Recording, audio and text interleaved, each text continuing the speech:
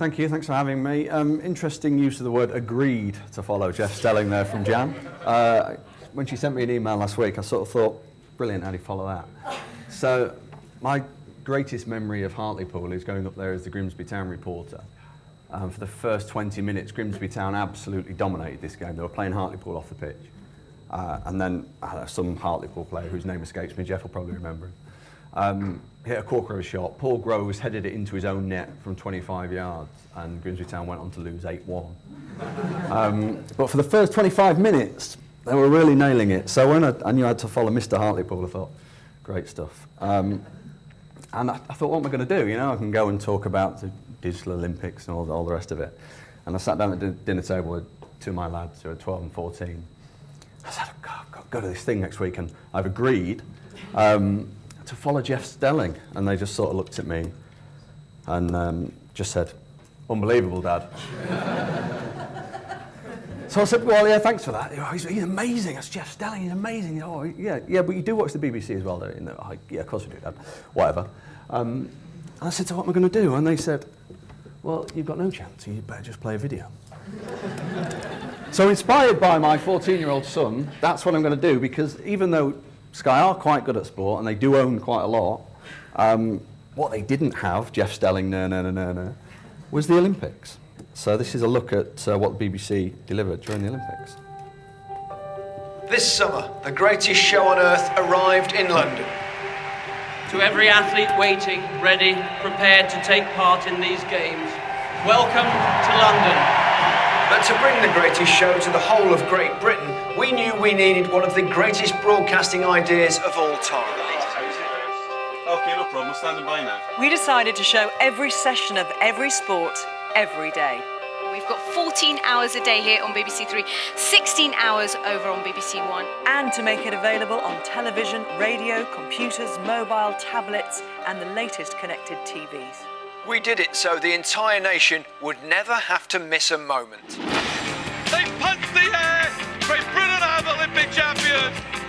London 2012 was an incredible sporting spectacle, and one that Britain couldn't resist. More than 90% of the population tuned in to watch the games on TV, and that's just the start. By pressing red, viewers could access up to 24 extra live streams, each one showing its own sport. So, whether you liked archery, wrestling, or any of the sports in between, we were live at every one. As if that wasn't enough, 24 streams could be accessed on your computer via our Olympic video player. By clicking full screen, it delivered action in HD quality. Chapter markers let users jump back to anything they'd missed. And the Extras tab offered loads of additional live info about sports and athletes. And even if you couldn't watch live, within minutes, every session was there in catch-up. The perfect example has to be Super Saturday. Millions were glued to the athletic stream to watch Ennis, Rutherford and Farah win gold. Mo Farah for Great Britain! It's gold! What a night! But swimming fans keen to see the last race of American superstar Michael Phelps could switch over to the pool. And those following the fortunes of GB men's football team could change over to watch them in a dramatic penalty shootout against South Korea. It didn't stop there. Fencing, tennis, basketball, boxing, handball, hockey, table tennis, volleyball, water polo and weightlifting were all taking place that evening, and our audience could take their pick. Millions of people were also able to watch the action whilst on the move, thanks to our mobile browser site, and almost 2 million people downloaded our app. Social media was a key part of the BBC's coverage as we joined in the national conversation around the Olympics. And if you had a TV connected to the internet, we made it possible to watch all our streams there too via an app, taking us one step closer to the television of the future. We made it simple for our audience to watch the games wherever and whenever they wanted. Team GB's success led to our biggest online audience, peaking with our live coverage of Bradley Wiggins. The demand was so high that day, the amount of data we delivered would have filled 700,000 DVDs. And in just one 24-hour period, Olympic traffic to bbc.co.uk exceeded all BBC online traffic throughout our entire coverage of the 2010 FIFA World Cup, which itself set new records. Our coverage during the games delivered the biggest digital audiences we've ever seen. He becomes the greatest achiever ever. The greatest choice ever You little beauty. for the greatest show on earth.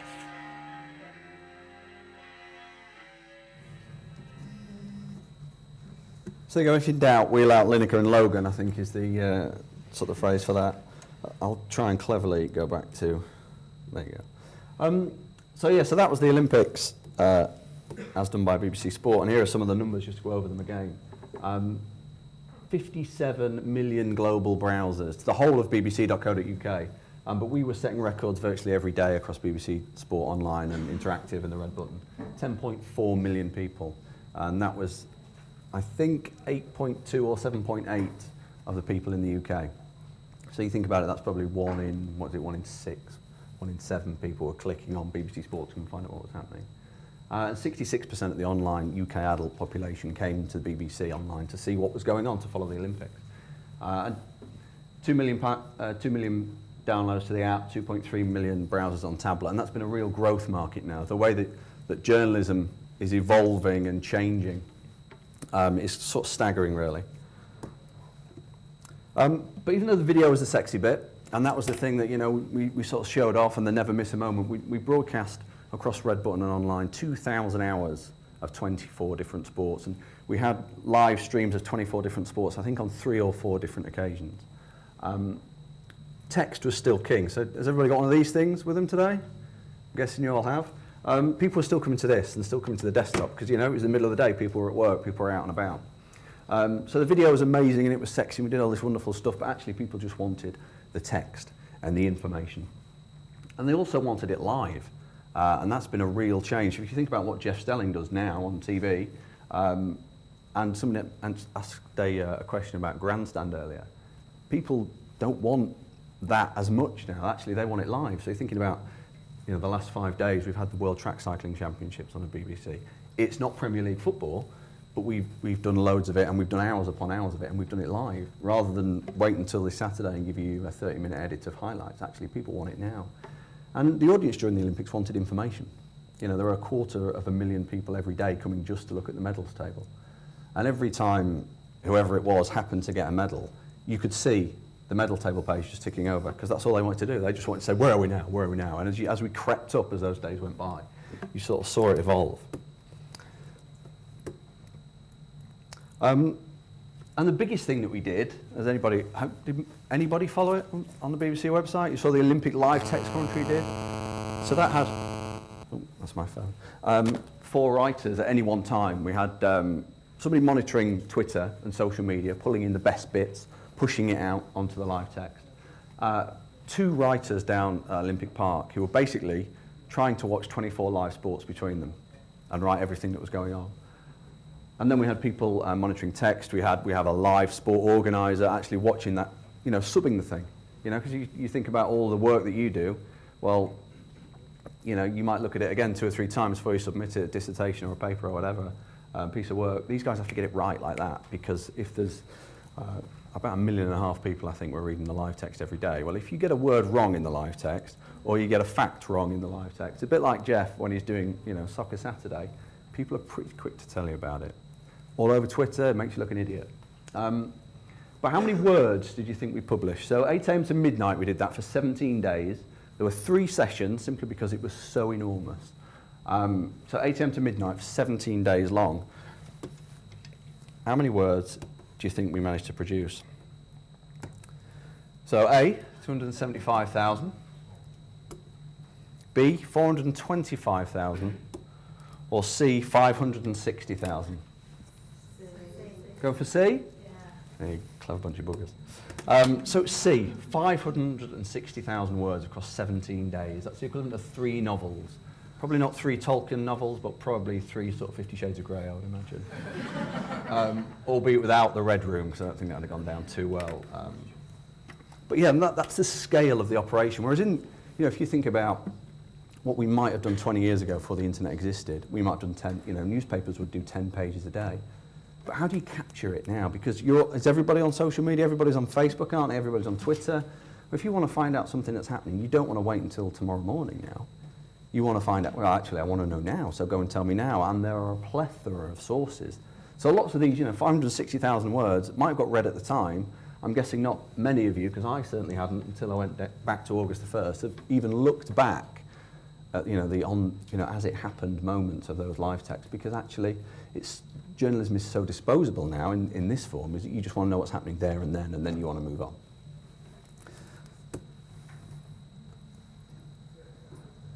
So this is what we do. So we look after the sports section of bbc.co.uk. Weekly we get about 15 million UK browsers, and in the internet world we don't talk about audiences of people because we don't actually know how many people use our services, simply because, as I'm sure you've all got an iPhone or a smartphone or an Android or whatever it is, some of you also got an iPad and you use a PC. So if you do 3 things that day, you might count as 3 people. A family sharing a PC would count as 1. So you never actually know, even though it's very scientific in terms of how many IP addresses are accessing your service, you don't know how many people that is, and we will never know. But it's 15 million UK browsers. The BBC Sport app is round about 1 million downloads in, I think, about 6 weeks or so. IPTV is a real interesting one. Anybody got a Wii, PlayStation 3, where you can access, or even a smart TV? Anybody showing off at the smart TV? Where you can access the BBC Sport app. And that goes up and down around live moments. So if we've got live sport on, or it's a weekend, 6 Nations, it will go up and down. And even the red button Digitech, CFAX as is still accessed by around 500,000 people a week. And then on Twitter, which is obviously fast growing.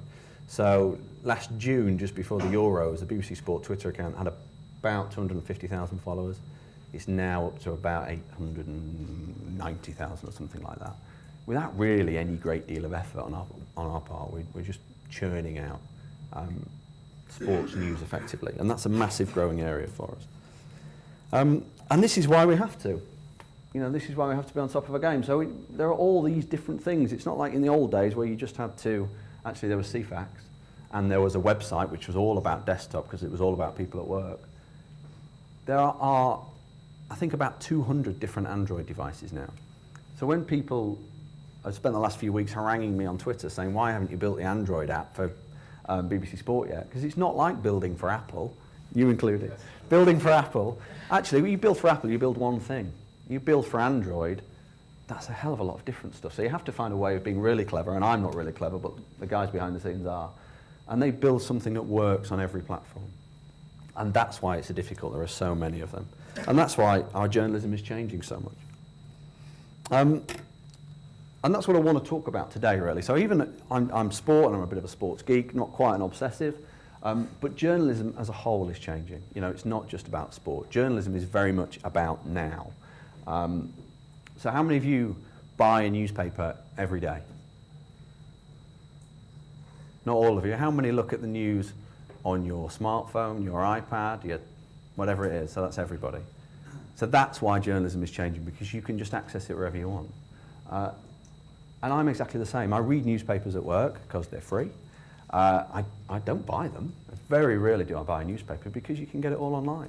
And I remember when I started in 1999, which seems like a long time ago, but it isn't.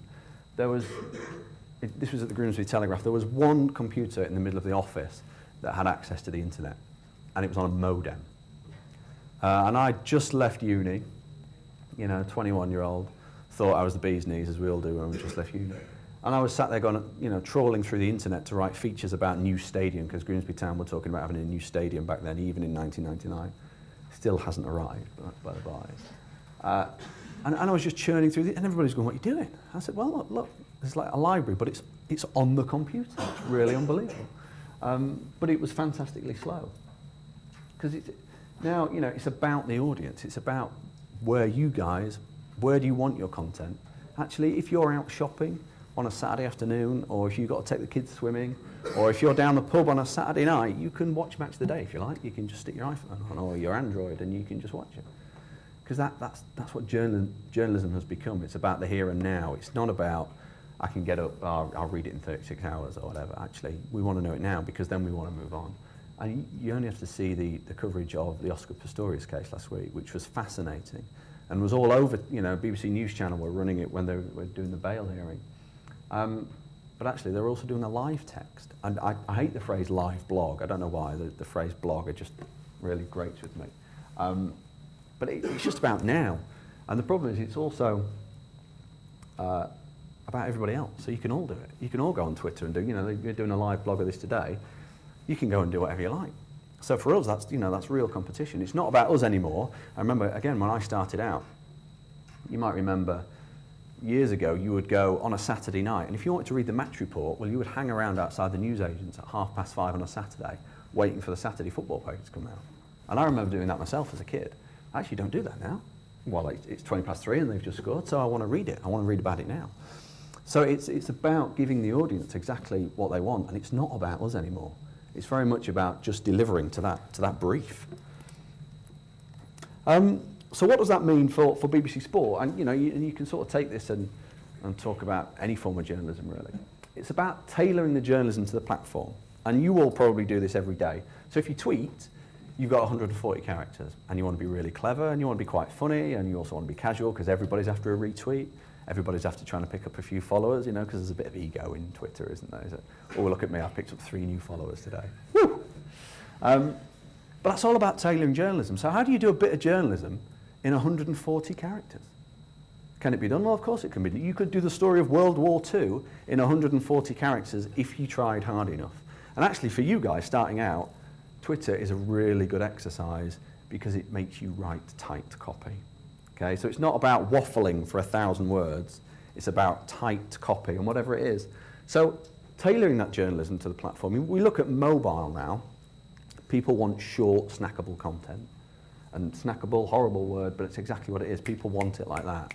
Look at the live text, look at the plethora of live blogs now. People just want 50 words at a time. Just give me it now, give me it instantly. If you flip that to tablets, actually what you see with tablets is that on an evening, so what happens on a mobile is that it goes fairly, whenever there's a live event on, mobile traffic does this.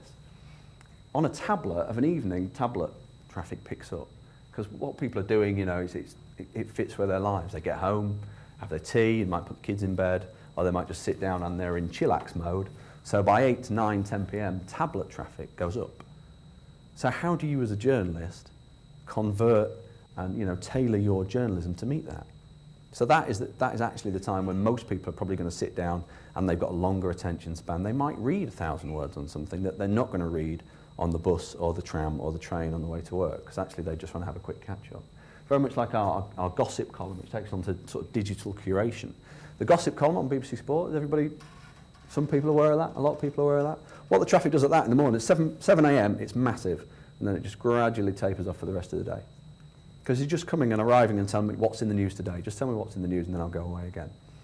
And increasingly, that's a real driver for what the whole of BBC Online is about, digital curation, this sort of being a trusted guide to the web. So I've written, an online Obi-Wan, forgive me for that, a bit of a Star Wars fan. Because people want to come in and they want, I think of this as how we did the Olympics. So when the Olympics were on, we were still doing BBC One programmes where actually the TV folk were still choosing, editorialising, if you like, what you would watch as an audience.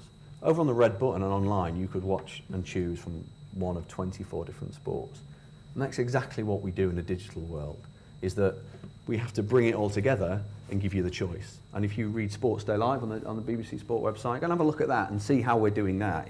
It's very much this is what's happening over there, this is what's happening over there. And we do purposefully push people around other media organisations in the hope that they come back. And thankfully they do, and so it sort of keeps me in a job. But also what journalism online is about is changing in itself. So the BBC Sport website started out in 2000, and back then the traffic would be biggest between 9 and 5, Monday to Friday, when people are at work. And on a weekend it would die a death, it was a bit of a ghost ship. Now on a weekend it's the biggest, and the news in the day, 9 to 5, doesn't drive it. What drives us is live. And Jeff talked about the fact that we don't have that much top-level live sport on the BBC, and we don't, simply because we can't afford it. But what we do have is, if you don't have Sky, the place most people come to online is the BBC, still, because it's still sort of seen as that trusted source of information. So that's what we're about. We're about delivering those live moments and stats and features. You know, I guarantee you that lots of people come to the BBC Sport website, including in journalism, to look at the table, to check out the scores. It's the place most people still come to. And this slide this is a chart of our growth last year, and you can sort of see from here how platforms are changing. So, you know, you saw earlier 15 million people in 2012, or you know, our average figures for desktop are 0.7 million. So it's 0.7 million up, and that's an 8% increase. So it's still growing year on year, which is still a big audience increase. But look at mobile. Mobile's up by 40%. That's pretty significant. Tablet is up by 200%. So that's where the audience is going. And in a day and age when you might hear lots of journalists and lots of media organisations say, oh, we've got to get online. It's really important we get online now. And there's a huge shift in newspapers and everywhere to get that content online and to make it pay. Actually, at BBC Sport, we're saying, do you know what? We've got to go mobile first rather than desktop. So it's a very keen split on what it's all about. It's not just about getting online, because online now means all these different things. And online means lots of different sorts of content on different platforms. And that's the challenge that we've got. So on a weekend, around 45 to 50% of our traffic is now on mobile, and that's growing.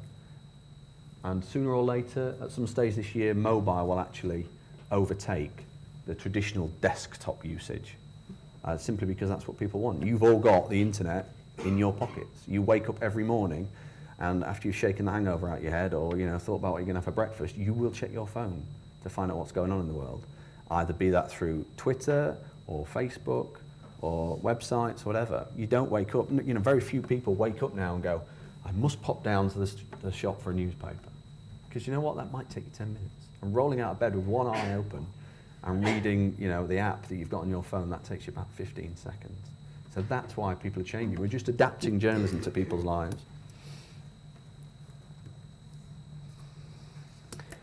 But live journalism brings with it lots of dangers. Okay, so social media, you know, the question we're asking ourselves is, bloody hell, how do we keep up with Twitter on a Saturday afternoon? So if you want, you know, if you're a City fan or a United fan, and let's say United because I live in Manchester now, so obviously that means Manchester United, not Leeds United. So if you're a Leeds United fan or Grimsby Town fan or whatever, and you want to find out the scores and get a running update, you might not come to the BBC Sport website. You might not go to the Sky website. Actually, you might just stick in the hashtag in Twitter and follow it that way.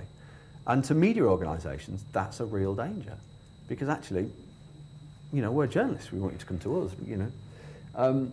So how do we compete with that? And at the BBC, our biggest strength is our journalism in this context. So you'll see in the live text that we run, it's about curating the thoughts of our pundits, about using the stats, about bringing it all together, and still using the interaction from social media in a way that works. How do we remain a moment of public record if it's so here and now and gone? So, you know, 560,000-ish words during the Olympics exist somewhere on the internet. Are they a moment of public record like newspapers are? I'm not sure. And there's also a massive danger of dumbing down. So first of all, you know, the way that you deliver journalism on social media has to be adapted to social media. You know, you don't go on Facebook and talk like Hugh Edwards does in the 10 o'clock news, because it wouldn't work. You know, you have to adapt to your audience. You have to chat. At the same time, you've got to inform, and that's really hard. It's quite easy to a certain generation, but how do you reach everybody through that? And how do you maintain accuracy? You can see what I've done there. Apologies for the crap gag. So you've got to be fast and right, and you've always got to be fast and right. You know, it's no good nipping into a live text 10 minutes after it's been read by 75% of your audience and changing it and going, oh yeah, sorry about that, like you can on Twitter. Ever so sorry about that, yeah, predictive text, sorry. You just can't do it. You've got to be fast and right and always. Just like Jeff said, it's the broadcasting or the internet equivalent of what Stelling does so well every Saturday. But if he gets one of those facts wrong, if we get a fact wrong, people will pull you up on it. So you've always got to be right, and that brings with it obviously intrinsic pressures. But I think this is the big message for me today, is that great journalism is actually still what it's all about. Yes, you've got to adapt and you've got to deliver it in many, many different ways, but great content is still the king, delivered by whichever way you care to mention. But remember, these are sort of a few things I want you to, if you take anything from this, remember these. Journalism is not the X factor, okay? You're not in this to be famous. If you think you're in it to be famous, then please go somewhere else and don't apply for a job with anybody that I can possibly think of. Journalism is about being a messenger. It's about being a conduit for a piece of news, okay? It's not about being famous. Great journalists, like Jeff Stelling, become famous for being great journalists. Robert Peston isn't famous because he's a bloody great presenter. Robert Peston's famous because he's a bloody great journalist, and that's the difference. It's not about you. All you are is just a conduit. Stories won't come to you. So it's really easy in this day and age with mobile phones and Twitter and email to spend all of your life not actually speaking to anybody. But you've got to. You've got to get up, you've got to get off your backside, and you have to speak to real people. And the best journalists in the business do that all of the time, across whichever genre you care to mention, be it news, sport, politics. You know, Peston got his great stories about Northern Rock going under because he's a great journalist. And I've not been in his office, but there are great tales about you walk in Robert Peston's office and there are piles of notebooks. It's like it's supposed to be like a room from 1970s journalism, but it's proper journalism. You know, that's what works. And interrogate the light bulb. This is one of my favourites, this. If you're a journalist, you'll have a light bulb. It's that moment where you go, huh? So, you know, everybody's got this. All journalists are great gossips. So, you know, the old Les Dawson sketches, if anybody can remember Les Dawson, of two women nattering in a post office. That's journalism. People gossiping is the first hub of journalism. Because if you're gossiping about it, all it means is that you're telling somebody else a story. And if you're telling somebody else a story, that's because they're going to be interested in it. So journalism is just about telling lots of people as many great stories as you can. So as soon as that spark goes off, as soon as that light bulb turns on, interrogate it. Think of every possible question you can possibly think of to interrogate that light bulb until the person you're interviewing is so unbelievably pissed off with you that they just want you to go away. Because what that means is that you've asked all of the right questions.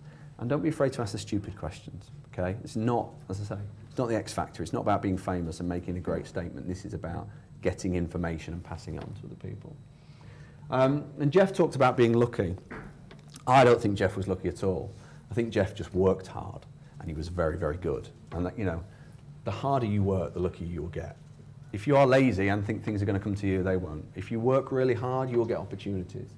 Manchester United, how many people in this room think Manchester United are lucky? Lots of Leeds fans in this room. Okay? Manchester United work exceptionally hard at everything they do. They're the best team in the country for a reason. Okay? Because the harder they work, the better they get at everything, the more preparation they put in, the luckier they just happen to get in the 89th minute when that shot goes in off Robin van Persie's backside and they win 1-0 and you're like, oh, they've done it again, I believe it. It's just hard work, preparation. And cliches and journalese, avoid these like the plague, okay? They will be all over the place, they really will. And especially if any of you want to get into sport, sport is a nightmare for it. You know, you have people at the back stick, you have people playing up top, you have people putting in a great shift. I don't know what any of those mean. Okay? It's absolutely riddled with cliches and journalists, especially sport. But it's just about simple, plain, concise language. My old tutor at Sheffield University said to me, and I did a journalism degree, his old adage was, just think that you're talking to your nan. Actually, whatever story it is, be it, you know, the state of the economy, why Leeds United are struggling, or whatever it is, it's just you're telling the story to your nan. So tell it in simple, plain terms so that everybody will understand it. Don't try and be over clever. Just get the message across. Finally, my favourite one. It's actually, I nicked this from an old sports editor of mine at the Grimsby Telegraph. I had to clean it up. So every story across every bit of journalism and across every platform has to have FMF. Okay? FMF is the F me factor. So you need to be able to go, wow, that's amazing. Does it make you go, fuck me, that's a good story? So apologies for the language, but that's probably the greatest bit of advice I've ever been given in journalism. So if you're having a conversation with somebody, or you're on work experience somewhere and you're trying to sell a story to a news editor going, oh, I've got this great tale for you, you really want me to go and do this? If it doesn't make them say that, or a variation thereof, go and think of something else. Because if you're not interested in it, and the people you're telling it to aren't interested in it, then nobody else is going to be interested in it. Okay, so that is basically the best bit of advice I can give you, because the best bit of advice I've been given. Look for the FMF to clean it up. Okay. So any questions, I'll happily field some. Having listened to Jeff, I'm sure there are going to be some about grandstand and women in sport and everything like that. What does it mean to make that transition to live text instead of It's been a gradual thing. You know, it's not happened overnight. So I've been at BBC Sport now for 2 years since we moved to Salford, and it was already happening then, to be fair. But I think we've really pushed it on in the last couple of years, because what's happened in Twitter is that Twitter can tell you absolutely everything if you want it. What it can't do, and what it can't do as well as we can, I don't think, is give you the benefit of the BBC journalism. So, you know, if you look at a live text or a Sports Day Live, you know, it's full of snippets of great journalism from cross-platform. So it's taking the best bits of 5 Live, it's taking the best bits from the Match of the Day commentators as we listen to them as they're doing their commentary for a Saturday afternoon. But it's a gradual thing. But you've really got to move. You've got to move with it. Otherwise, you'll just be dead. Anything else? I read that you were exempted for a while Yeah. for reporting on not having ambulances. Yeah. I think football clubs should have the right to reporters from being. Somebody once said to me, I was banned. I can't remember for how long, about 3 months, and it went into, we had to go to see the chairman, the director, and doff our caps and say, yes, very sorry. Front page apology, I think. Wasn't a highlight of my career, I think I have to say. But somebody once sort of said to me that if you're a sports reporter of a local paper, you haven't really earned your crust until you've been banned, if I'm honest. And do you know what? There's a lot to be said in that, because there's a real danger in local newspapers and in regional press that you can get too close. And these are people you see every day, and it's a fine balance of having them absolutely trust you, but also being able to hold them to account at certain moments when you're right. Not like about ambulances, I have to say. But yeah, I think you do. I think clubs will always want to ban their local newspaper guys, because I remember when I was at the Grimsby Telegraph, we used to say that 95% of the stories that we did were probably just positive PR for Grimsby Town, because it's all about coverage, it's all about saying what's going on, how they're going to turn it around. I do quite a lot of those stories at Grimsby. You know, how they're going to get out of the relegation scraps. So will you ever get away from that? No, you won't, because you will, by your very nature of being a journalist, have to ask difficult questions, give difficult answers, and that will probably upset people at some time. But I think the thing to remember is that it's your job to ask the questions, it's their job to answer them, you know? So however bad things are, whatever it is, always remember that, just your job to ask the questions. And they say, what are you asking me that for? I say, well, that's my job, it's your job to answer it, not mine. Anybody else? Yeah? At the BBC, obviously, you've got a bit of a duty maybe to showcase women's sport or minority sport, that sort of thing, where, you know, organisations like Sky don't. Yeah. How do you strike the balance between that and the big traffic Premiership football? Good question, because that's something we've really had to wrestle with in the last few months. And I think, as Jeff was saying, we don't have as much live sport now, the BBC, we just fundamentally don't. But in 2012, the BBC had 5% of the total amount of hours of sports TV that were broadcast were done on the Beeb. We had 50% of the audience, you know? And if you think about the amount of live Sky, live ESPN, Eurosport, everything that's out there, we still had 50% of the audience. And it is a real battle. So we could do lots of stuff that was really popular on football.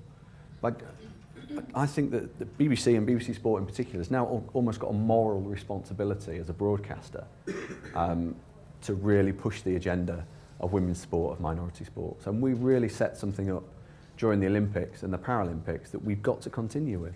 Simply because as the public broadcaster, that's where we are in the game. You know, that's our new place. So Sky and the newspapers and everybody like that aren't really going to massively increase their coverage of minority sports because they're all commercial bodies. They've got to make money. Whereas actually, our place is different. We've got a public responsibility. We also got to balance that with telling the best football news we can. So the answer is it's bloody hard. But you've got to try and find a way of doing it. Yes, mate.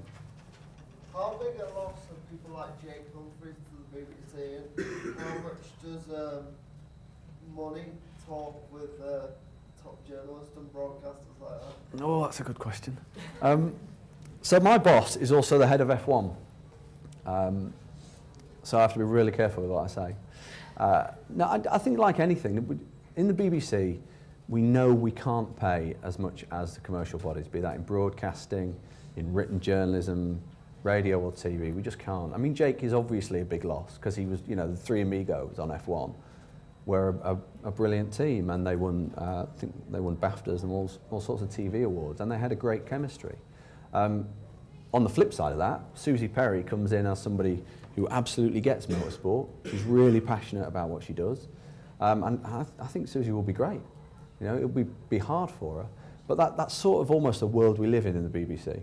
Is that you know that if somebody comes along and says, "I'll pay you 2, 3, 4, 5 times the amount that you're earning in the Beeb, do you fancy it?" Well, do you know what? People are going to go for that because people have got lives to lead, and you know they've got to look after themselves. The flip side, that what the BBC can offer is a massive audience and the privilege of working for the BBC. You know, and that keeps some people, and it doesn't keep others, and it's sort of the way of the world, as it were. Really. Any others? Yeah. It's lovely to hear you say that the BBC's got a responsibility to push women in minorities. Because as I was saying to Jeff, I've been looking at the press, and it's quite, you know, it's quite inaccurate, really. So it's great to hear that because, you know. So what I wanted to ask you was, during the Olympics, did you have any breakdown of figures in terms of audiences on gender? You know, No. Was it? No, you don't know. We didn't, but I think the great thing about the Olympics is that it's one of the few moments when gender almost doesn't matter. You know, we had some great stories during the Olympics. You know, from Jess Ennis through Pendleton, which has suddenly made that. You know, everybody does that now, don't they?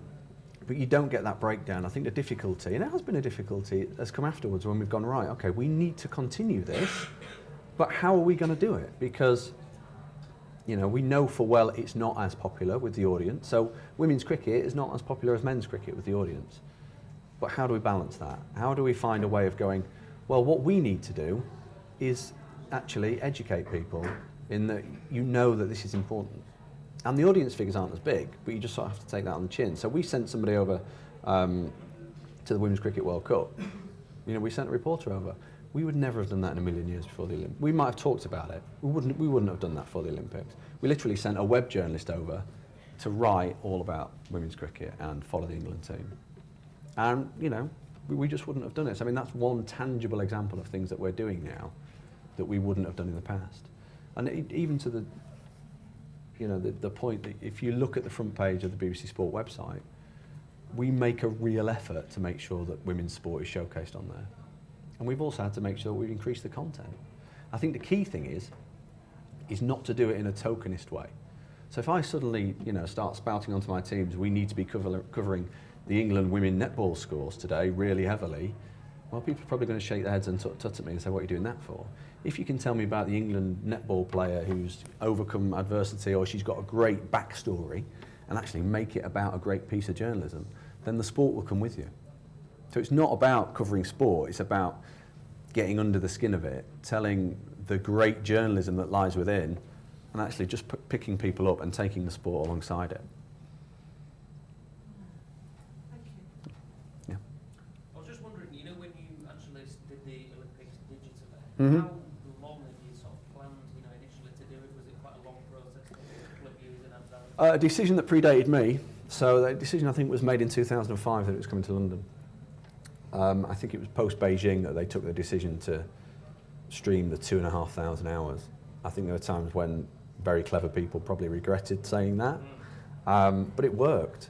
you know. And I think that what we've done is set a new sort of paradigm for how we're going to cover the Olympics in the future. So if we get to the Commonwealth Games in Glasgow next year and we don't do all of that, everybody's going to say, oh, that was rubbish, wasn't it? You did all this before. So we've just gone, oops, we've now got, that's what we've got to deliver every time, and that's what all of you will expect of the BBC, because we've set a new example, you know, we've set new levels for ourselves. I mean, the answer is, it was probably 3 years in the planning, maybe more. But yeah, there's a real sort of responsibility on us now to do that every time. Yeah. In the new Gary Neville era of analysis, Match of the Day's come under increasing criticism for going stale. Do you think it's in need of an overhaul? No, I don't think it is, because I think I had a coffee with the editor of Match of the Day the other day, and we were talking about all of this sort of stuff.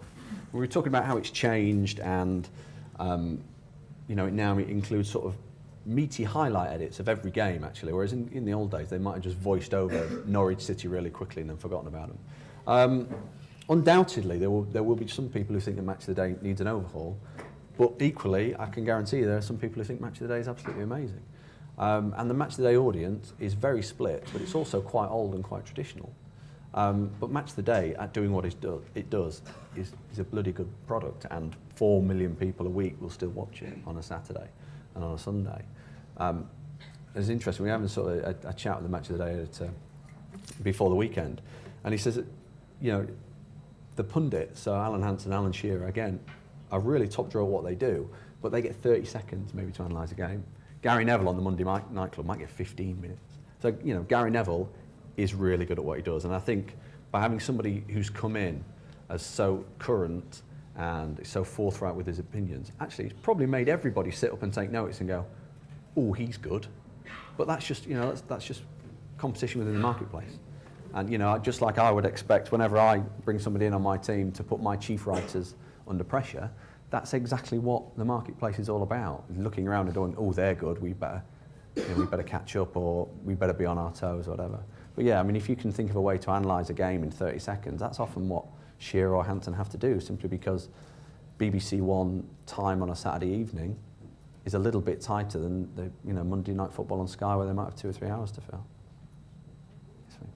Over the years, technology has improved and then new ones have come about, and we've now got the capability of having news in the palm of our hand. Do you think that's the peak of as far as it goes, or do you think something new might come in the future? Oh, that's a big question, isn't it?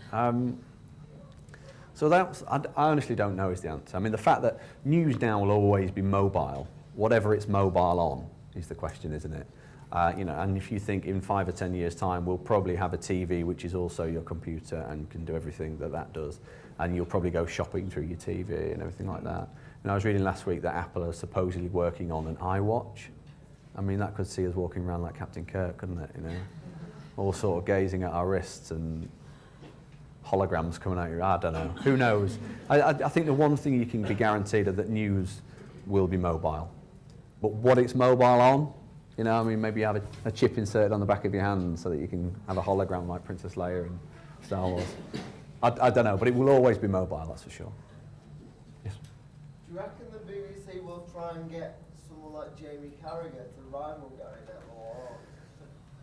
I think we'd like to, but I think it's an availability and a cost thing. I think Jamie's just signed up for Sky, I think I'm right in saying. But it's, can we afford them? You know, and they you know, ex-players come in and they've got a market that's sort of, you know, where you've got BT Sport coming in. BT Sport are undoubtedly going to throw money at their punditry team because they're going to want to make a big signing. You know, I was reading stuff in the paper last week that they're trying to sign Rio Ferdinand. Whether or not they are, I couldn't tell you, but undoubtedly that they'll be paying money which might just price the BBC out the market. And that's where we have to accept that's where we are. Yeah. Why did the BBC Sports site stop doing the like South American football analysis stuff every week? We still do Tim Vickery. It used to be quite big though, and kind of cut back on it, haven't they? Well, we still do it about every week, and we're actually looking now at how we do more European football. But like anything, you know, and to get really boring an industry on you now, you know, the BBC under the new licence agreement, we have to find 20% savings from across the BBC. And in the move to Salford, so before I joined the department, that's where we made a lot of our savings. So in London, the BBC Sport Interactive team is about 100 people. Now it's about 80.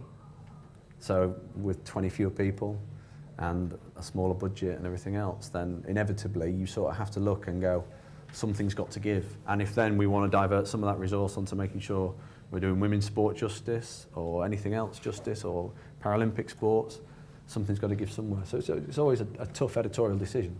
Undoubtedly, if we did far more on world football, people would love it. But we have to be about a bit more than that. No? All done? Brilliant. Thank you very much. Cheers.